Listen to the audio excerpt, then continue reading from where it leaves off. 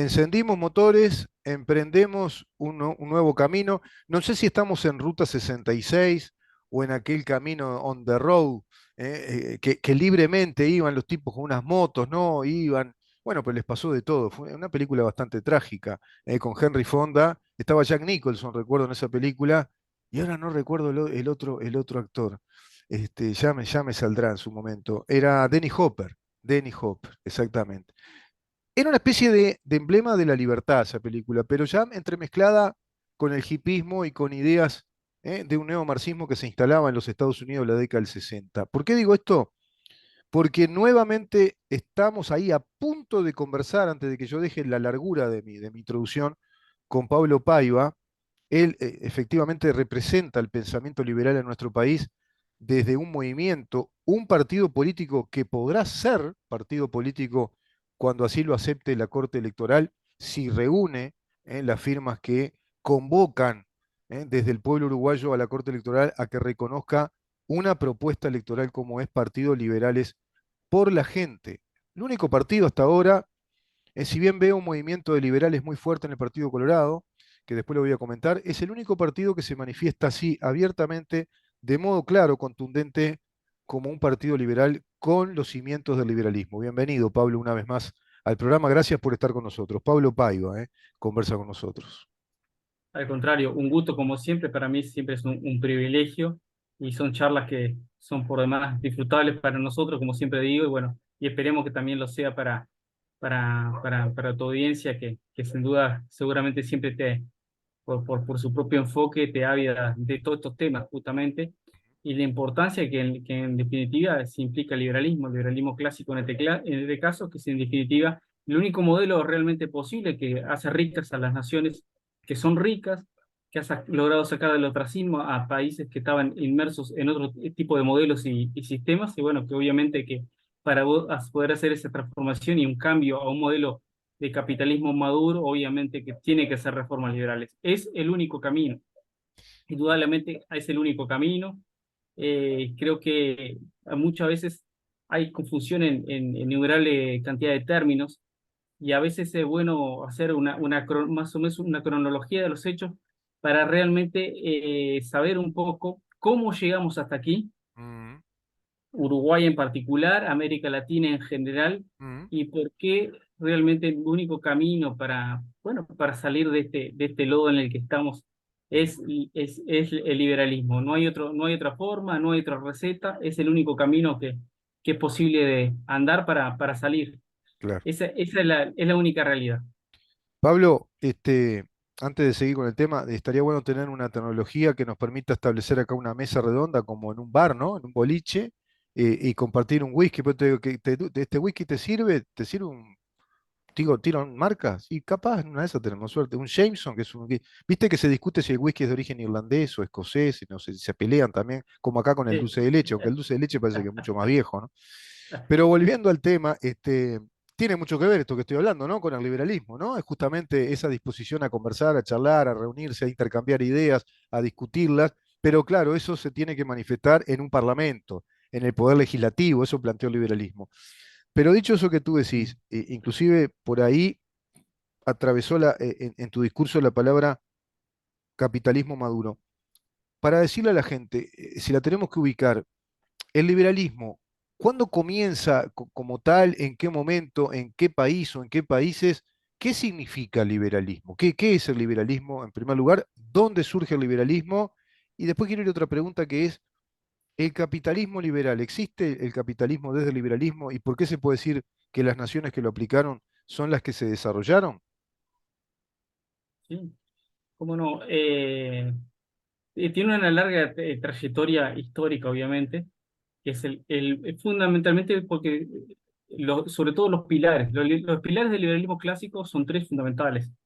Son, por un lado, el gobierno limitado, por otro lado, la libertad, los libres mercados, los mercados absolutamente libres, y obviamente el irrestricto defensa de la propiedad privada. Mm, Esos son los tres pilares fundamentales del liberalismo desde siempre. Tiene una trayectoria muy larga que nace allá por el entonces siglo X. Fundamentalmente los primeros que empiezan a escribir acerca de ellos es la Escuela de Traductores de Toledo, mm, allí en España, aquella España de las tres culturas, eh, donde convivían tanto judíos como cristianos y árabes, en el cual logran rescatar mucho de la literatura antigua, tanto la literatura clásica greco-romana mm, como la literatura judía, la sí, matemática árabe, y exacto. eso fue lo que dio el principio y las bases para todos los gobiernos que vinieron posteriores. Fueron evolucionando y allá cerca Es del la siglo época de Averroes y Avicena y todas aquellas discusiones cosmogónicas, las cosmogonías también árabes, incluso judías también, y occidentales greco-romanas, ¿no? Greco-latinas. Ujú. Así es, y después fueron evolucionando y allá por el siglo entre 14 y 15 aparece bien consolidada lo que se conoció como la Escuela de Salamanca, Exacto. en la cual eso fue la usina de pensamientos fundamentales para todas aquellas ideas que se empezaron a desarrollar en los siglos posteriores, 16, 17, que surgen como una reacción a lo aquello que se conoció como el mercantilismo, que fue cuando empezaron los gobiernos absolutistas, sobre todo europeos, con Francia a la cabeza, Ujú. en el cual empezaron a hacer una suerte de proteccionismo, haciendo una fuerte carga arancelaria a todo aquello que era extranjero, de forma tal de hacer una gran recaudación de sus propios estados para poder sostenerse. Eso fue lo que se conoció como el modelo mercantilista. Exacto. El precursor sin duda fue Francia y después todos se pegaron a rueda. Y ya en el siglo XVI, XVII empiezan a haber reacciones, empiezan a haber autores importantes que dieron el fundamento político, podríamos mencionar a John Locke, Sí. el fundamento económico, siglo XVIII, Adam Smith, y así sucesivamente. Eso creó una fuerte escuela de pensamiento que es el liberalismo clásico. ¿Qué es ser liberal clásico? ¿Qué es cómo nos definimos nosotros? Bueno, liberal es máxima apertura en todo lo que es lo económico y clásico porque es conservador en todo aquello que tiene relacionado con la moral. Bien, Ese podríamos decir en general que es el liberalismo clásico, o bien. muchas veces en algunos autores se lo conoció como el fusionismo. Sí, sí. También es otro sinónimo Ti- que ha surgido para la palabra liberalismo clásico. Y eso fue lo que creó fundamentalmente la inmensa prosperidad del siglo XIX. Ahora, Pablo, tú mencionaste ahí un movimiento importante de una España, digamos, de las tres culturas. Mencionaste la Escuela de Salamanca, muy poco conocida por estas latitudes, se habla poco de la Escuela de Salamanca, que es la que sienta las bases, ¿no? De esos, digamos, principios o paradigmas que el liberalismo va a tomar, pero inclusive sienta las bases de lo que en el siglo XVI se va a conocer como el humanismo y el humanismo del 480 en Italia, el humanismo que va a pregonar de modo para mí eximio Erasmo de Rotterdam, por ejemplo, Tomás Moro, otro también, un jurista importante inglés, muy amigo de Erasmo de Rotterdam, que a su vez tiene que ver con dos, para mí, por lo que yo interpreto de acuerdo a mis estudios, dos pilares fundamentales que van a marcar una disrupción o una ruptura respecto a una hegemonía política tiránica prácticamente, que fue la de la escolástica del clero católico, ¿no? La Iglesia Católica con una impronta muy fuerte, incluso en los modelos educativos, ¿no? Del trivium, quadrivium, ¿te acordás? Y además una estratificación social que no admitía movilidad social. El humanismo ya en el siglo XVI plantea, bueno, serios reclamos a eso, y se le suma el mercantilismo como modelo económico que tiene que ver con esos imperios coloniales que aplicaban un proteccionismo muy fuerte por un lado y una economía extractiva, ¿no? Además extraían explotación extractiva y después no había mucha inversión para recapitalizar eso, ¿no? Pues, no sé si estás de Tal acuerdo. cual. Absolutamente. Y como siempre pasa, todo modelo económico tiene que ir acompañado, respaldado o sostenido, mejor dicho, por un modelo político. Mm, Por eso, esos modelos antagónicos que acabas de mencionar, ¿cuál fue el sostén? Así como fue la Iglesia Católica desde Roma apoyando esos gobiernos absolutistas, fundamentalmente a través del mercantilismo, todo lo contrario fueron los movimientos liberales del siglo XIX claro, que dieron nacimiento obviamente a naciones que hoy conocemos como los Estados Unidos de América. ¿Cómo nace? Nace como una reacción a la libertad. Primeramente y sobre todas las cosas, libertad religiosa. sí. Fue a través y procurando esa libertad religiosa para poder de esa forma obtener la libertad política, Mm, o sea, porque a través de la libertad política le traía a su vez la libertad claro, religiosa, a ver si se me entiende. Por eso sí. que siempre menciono, y no me cansaré de reiterar, mm. Iglesia y Estado son separados y deben estar separados. Y las veces que en la historia se juntaron, les fue mal. Pero religión y política es imposible que se separen. Eso es ¿Por laicidad, qué? ¿no? Es la laicidad. Principio, lo estamos desarrollando mucho con la doctora Grisel Pereira. Sin laicidad no es posible la libertad, no es posible, ¿no? Pues laicidad quiere decir eso, justamente, que el Estado se aparta de cualquier tipo de doctrina religiosa, no profesa religión, pero incluso más, nuestro Estado profundiza eso y no profesa doctrina política alguna tampoco, no profesa ninguna ideología, ¿eh? Deja abierto al pensamiento, digamos, en su sistema de enseñanza, a que el ciudadano, bueno, adquiera la verdad de la historia, todas las corrientes de pensamiento, todos los, con sus pros y sus contras, ¿no? Sus fortalezas y sus debilidades, y que tenga un pensamiento realmente instruido para poder evaluar. Decía John Stuart Mill que sin crecimiento intelectual, que es la primer libertad, sin libertad intelectual e intelectiva, el resto de las libertades no vienen. Vienen por Eh, añadidura. que justamente todos esos, ese modelo que en lo económico se llamó mercantilismo, que en lo político se llamó Monarquías absolutismo, absolutas o absolutismo.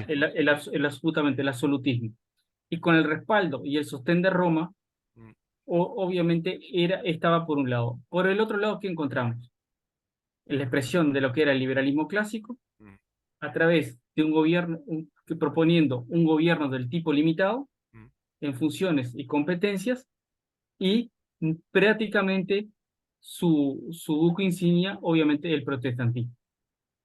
¿Cuál es justamente La ética del esta? protestantismo, ¿no? No la prédica ideológica, ¿no? Toman la ética, como dice Max Weber, y el Estado la- mínimo, como tú decís, con los cometidos, el Estado concebido como una maquinaria para unas funciones muy específicas, no el Estado que conocemos hoy. y redondeando ambos lados de la balanza, por usar un término, está la parte intelectual, como bien decías, de Mills. ¿Qué sucede? Normalmente, en el mercantilismo, absolutismo, con ese absolutismo y con el respaldo de Roma, normalmente lo que pregonaba era la anti-intelectualidad, Ah, claro, claro. no ningún tipo de desarrollo del intelecto. No. Sin embargo, por el otro lado, como había libertad religiosa, libertad política y libertad económica, ¿qué había? Un alto grado de qué? De De intelectualidad. intelectualidad, lógico, lógico. Exactamente. Entonces, por eso, en el fines del siglo XVIII y siglo XIX, obviamente que fue una explosión Sí, de ideas, de pensamiento, de economía, de progreso, todo lo que significó el mundo protestante, fundamentalmente, sí. lo cual era decir, mundo protestante era decir sinónimo de mundo libre. Sí, De que ahí era, que era empieza. básicamente el Reino Unido, Alemania, o sea, los países nórdicos, básicamente el protestantismo muy consolidado en el Reino Unido a partir de Enrique VIII, ¿no? Que cuando hace su propia iglesia en Inglaterra, ahí consolida, ¿no? Una protesta fuerte ante el clero y ante el poder eclesiástico del Vaticano. Ahora, eso que tú decís es muy importante y es registrable. Nosotros cuando íbamos al liceo, ¿te acordás cuando íbamos al liceo? ¿Todavía te acordás? Y Lo mío, cómo lo no. mío es como una cosa prehistórica. Cuando yo me acuerdo del liceo, si No, vamos, viajara. vamos, vamos a decir que nos acordamos como si fuera ayer. Sí, no, yo lo tengo muy presente. Me parece que fue ayer que iba al liceo. Que iba de guantes cuando de mañana, ¿te acordás que estaba la escarcha y hacía un frío bárbaro y me iba de guantes de mañana? Al liceo iba, precioso liceo, el Instituto Valle y Ordóñez. No, te iba a decir lo siguiente, que uno veía el esplendor intelectual en Europa, por ejemplo, a raíz de las ideas liberales que tú decís que predominaron en la segunda mitad del siglo XIX hacia el siglo XX, si bien empieza antes, incluso se le llamó las nuevas ideas, ¿te acordás? Se le decían las nuevas ideas, y ahí estaban los Hume, Locke y Hobbes y tantos otros, ¿no? Y los Diderot en Francia y qué sé, Voltaire, bueno, era impresionante. La literatura, la literatura inglesa y francesa, por ejemplo, de esos siglos, es espectacular. Te daba clara muestra de un florecimiento intelectual, de una riqueza, con Oscar Wilde, por ejemplo, qué sé yo, Chesterton, Lord Byron. Era impresionante, ¿no?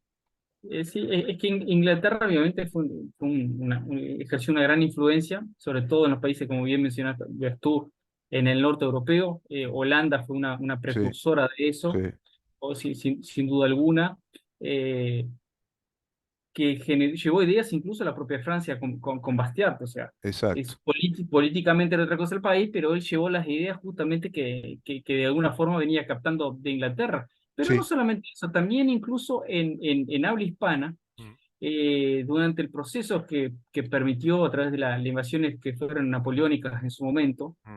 generó en su momento lo que conocimos nosotros como las juntas, el movimiento juntista. Entonces, ese movimiento que pretendió justamente, nunca vio únicamente como un anexo del imperio español, por usar un término, Sí, o a la la, a corona, le decía, ¿no? La la- corona imperial española. no, no eran las colonias americanas. Nosotros, lo que pasa, nos metieron en la cabeza el colonialismo, pero en realidad siempre fue el reino de Indias, el Exacto, reino. exacto. Entonces, ellos con esa idea, pretendiendo también sostener políticamente al país, allá por el año 1812, Sí, se creó y se redactó incluso la primer constitución de habla hispana de la historia. Eso fue en Cádiz en el año 1812. exacto. Uno de sus autores fundamentales fue Mateo Sagasta. Mm. Y La Carta bueno, de Cádiz, ¿no? La famosa la Carta de carta. Cádiz, y muchas veces se le conoce con el mote de la Pepa Sí, porque, porque creo que había el día que la firmaron era un era un homenaje a un santo, mm, Santo José de no sé cuánto. mm, Entonces, a raíz de ese Santo José, que la verdad que no recuerdo ni cuál era, mm, pero en definitiva, lo anecdótico que eso le trajo el mote de la Pepa. mm. La Pepa fue en 1812, la Constitución de Cádiz fue la primera constitución de tenor liberal clásico de habla hispana. La primera de habla hispana, digo, porque obviamente que la primera y la precursora, estamos hablando de los que fueron en su momento las colonias de los Estados Unidos, y una vez que alcanzó su independencia, los padres fundadores, obviamente, Sí, precursores de todas estas ideas, redactan una carta constitucional netamente de tenor liberal clásico, sí. fundamentalmente por eso es que muchos de nuestros propios Estamos hablando caudillos. ahí de la Declaratoria de Filadelfia, ¿no? De 1776, que es la primera, podemos decir que es el primer documento, la primera carta liberal, liberal neta, clásica, pero que instaura un país, un Estado. Es el primer Estado liberal democrático es Estados Unidos. A mi entender, ese fue el puntapié inicial, Mm, pues, fundamentalmente por eso, porque primero, redata las bases para algo que pasaba a existir, crea las bases políticas, sí. de las bases políticas, justamente, porque fundamentalmente eso es liberalismo, Eso es eso es liberalismo. liberalismo clásico, gobierno limitado Y en te paso un funciones dato, y tareas. te paso un dato, que además no era la única. Estaba la carta de Boston, estaba la carta de Chicago, estaba la carta de Massachusetts, eran varias cartas, se quedaron con la de Filadelfia, pero eran muy similares, todas postulaban el liberalismo y postulaban emanciparse de un grave error que tenía el mercantilismo, ¿cuál era? Los impuestos. Habían Bueno, agregado impuestos, ¿no? Entonces, justamente, bueno, una de las características, cada una hizo hincapié en algún punto en específico. Yo hago mucho hincapié en la parte política porque fue lo que dio el esquema para el desarrollo propio, fundamentalmente después económico, pero por ejemplo sí, la de Boston justamente hace hincapié con el tema de los impuestos, o sí, sea, sí, sí, eso sí, es sí. digamos que su Eh, buque insignia, Sí, justamente sí, los sin duda, impuestos. sin duda, sin Entonces, duda. obviamente que lo primero que se ve como algo perjudicial y nocivo, y que lo primero que hace es limitar el crecimiento, que es el impuesto, Sí, sí, la sí, carga impositiva. Indudablemente que sí, sí. sí. Obviamente que eso fue evolucionando, por eso nosotros tristemente quedamos con un modelo bien diferente, porque la influencia nuestra fue bastante diferente. Mm. Si bien algunos de los que iniciaron las diferentes repúblicas aquí en Sudamérica en algún momento se pretendieron imitar o copiar en alguna forma, muchas de esas cosas creo que podemos ver tenuamente, pero la podemos ver en las instrucciones del año 13. Sí, Creo que sin duda alguna que Artigas fue influenciado por esas ideas, sobre todo por aunque la hoy, declaratoria de Massachusetts, ¿no? Fue influenciado. Ahora, que te voy interrumpiendo porque quiero que así los oyentes y los que nos están viendo les quede claro, pues sé que hay mucha gente que no tiene idea de esto y lo digo con total respeto. Cuento gente muy joven, gente que no ha tenido la oportunidad de seguir estudiando estos temas. Y, por ejemplo, está bueno decirles que cuando hablamos de la Carta de Filadelfia, cuando hablamos de la Carta de Cádiz, cuando hablamos de aquellas juntas de mayo, y cuando inclusive hablamos de nuestra Constitución, la de 1830, que son de corte liberal, de perfil liberal. Estamos hablando de que el liberalismo concibe un estado mínimo y es el estado que para nosotros es tan natural como el sol. Cuando sale el sol estamos de día y cuando el sol se pone estamos de noche, es tan natural como eso. ¿Qué quiero decir con esto?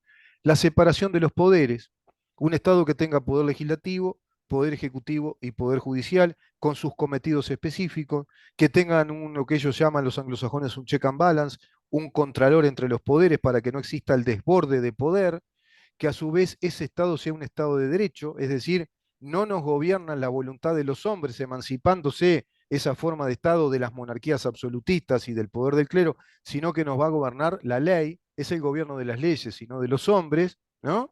El famoso debido proceso, las garantías a nuestras libertades, que todos somos iguales ante la ley y a su vez radicando en las libertades individuales como el cometido fundamental de ese Estado, protegernos de nuestras libertades, artículo 7 de la Constitución, y Es radicando todo eso en la propiedad privada, ¿no? La propiedad todo privada. eso, todo eso lo podemos definir. Eso es liberalismo. Eso es liberalismo. Eso es lo que todos nosotros, por ejemplo, si nos pusieran un lápiz y un papel y dijimos, ¿qué queremos para nuestro país? Seguramente empezamos a redactar muchas de esas cosas. Sí. Bueno, mis amigos, eso es liberalismo. Usted es liberal y no se está dando cuenta, hay que decirle. Y a ver todo lo que puso. Ah, mire, del 1 al 10 tiene 8 para arriba, ¿eh? Está bien. Es así lo que tú decís. Es así, Pablo. ¿Sabés por qué lo dije? Por eso mismo, porque está lleno de gente que es liberal y no se da cuenta, y están tan intoxicados y envenenados con la prédica marxista que culpan al liberalismo. El liberalismo es culpable de todo, al igual que el capitalismo, cuando el culpable es el mercantilismo, el corporativismo mercantilista, que lo disfrazan los marxistas como liberalismo o como capitalismo. No sé si estás de acuerdo con eso, porque Sí, hay mucha crítica absolutamente. falaz, ¿no? Tristemente, así como en allá, después de mediados del siglo XIX, estamos hablando ya a partir de la segunda década a finales del siglo XIX, mejor dicho, había todo un empuje gracias a la revolución industrial en Inglaterra, para la cual la reina Victoria en ese sentido tuvo un papel fundamental, no tanto por ella, sino por el príncipe Alberto, Mm, que él se consideraba un gran liberal y llevó muchas ideas buenas que le aplicaron a la corona y les fue bien.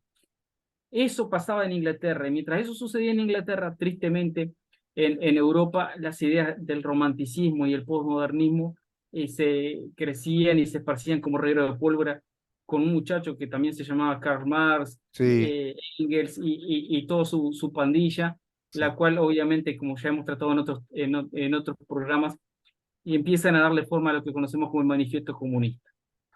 ¿Qué Vamos a ir a ese sucedió? tema en la próxima, ¿te parece? Porque tenemos ahí Strunndram, ¿no? El Strunndram, el origen del romanticismo. Viene del idealismo alemán, aquel idealismo, ¿no? Que manifiesta Hegel. Todo ese romanticismo, ese idealismo va a derivar en esas ideas idealistas de Marx, ¿no? El marxismo, estaba Proudhon también, ¿no? Es decir, hay una Europa ahí dividida, dividida, ¿no? Que plantea dos modelos que hasta el día de hoy están en pugna todo el tiempo. Lo que la gente todavía no ha No comprendido, y entienden yo eso creo todavía. que yo creo que por lo menos alguien sí, yo creo que los que nos han escuchado y han visto los programas que hicimos de Manifiesto Comunista, estoy seguro que por lo menos han despertado, Mm. que por lo menos tenemos la esperanza de que Bueno, sí pero hay que sea. volver a poner el despertador porque mirá que después te dormís de nuevo, te cansás, te volvés. O otra vez tiene que ir a trabajar, señor, de nuevo, tiene que levantarse temprano. Pero lo que tenemos que comprender es que el manifiesto comunista, con su estructura, que es la parte económica, y la superestructura, que era la parte social, todo esa suerte de idealismo, en definitiva, es el cuento, mis amigos. Eso es el cuento, ese es el metaverso, Eh, ese es el eslogan, eso es lo que le quieren vender, pero la realidad es el enamoramiento con el poder y lo único que pretenden es obtener el poder. Y una vez que lo tienen, permanecer en él.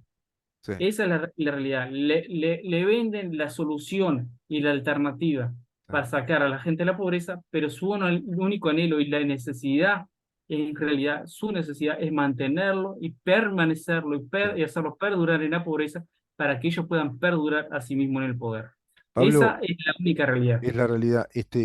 Vamos a dejar por acá y si te parece, retomamos la próxima nota con este tema. ¿Cómo les gustó, cómo les gustó a los marxistas leninistas, marxistas maoístas, marxistas gramscianos? ¿Cómo les gustó la maquinaria impecable del Estado que creó el liberalismo. ¿Cómo les gustó? Ese es el poder que ellos quieren. Van introduciendo doctrina, mitificando, como tú decís, ¿no? Creando toda una mitología, criticando lo que no hay que criticar para llegar al poder del Estado, porque ellos saben que el Estado tiene el monopolio de la fuerza.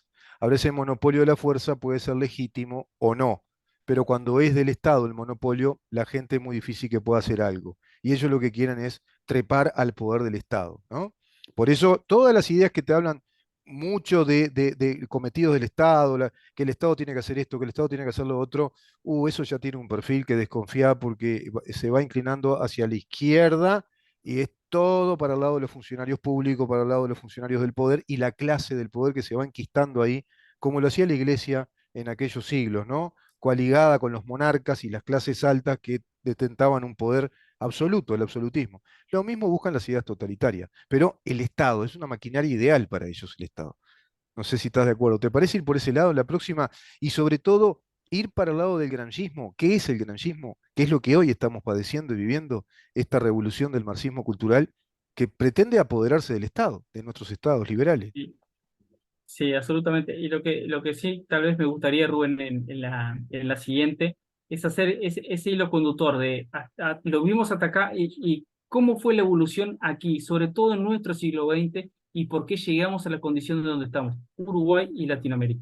Te tomo la palabra. Vamos a hacer un resumen, vamos a intentar a ver si podemos hacer un resumen de lo que hablamos contigo para ir por ahí y a partir de ahí decir, bueno, ¿qué pasó con Latinoamérica y por qué está tan envuelta en este gramscismo, que no se lo dice abiertamente, pero que es una estrategia gramsciana de revolución marxista? Gracias, Pablo, una vez más, ¿eh? Pablo Paiva, Partido Liberales por la Gente. Bueno, hay que juntar firmas, ¿eh? ¿Dónde hay que comunicarse? Facebook, me decías, ¿no? Facebook, me buscan en Pablo Paya, me escriben ahí y enseguida me comunico con todos. Y Twitter, ¿no tenés Twitter? Tenés que abrir un Tengo Twitter. Twitter, sí, sí, sí. ¿Y cómo Eh, es? es arroba Pablo Paya. Es fácil. ¿Escuchaste cómo Sí, es? sí, Es muy fácil. sencillo. Me buscan en Arroba Twitter, Pablo estamos en todos Paiva. lados. Es con B corta. Pablo como el apóstol, no es apóstol, pero puede ser un apóstol del liberalismo. Pablo Paiva.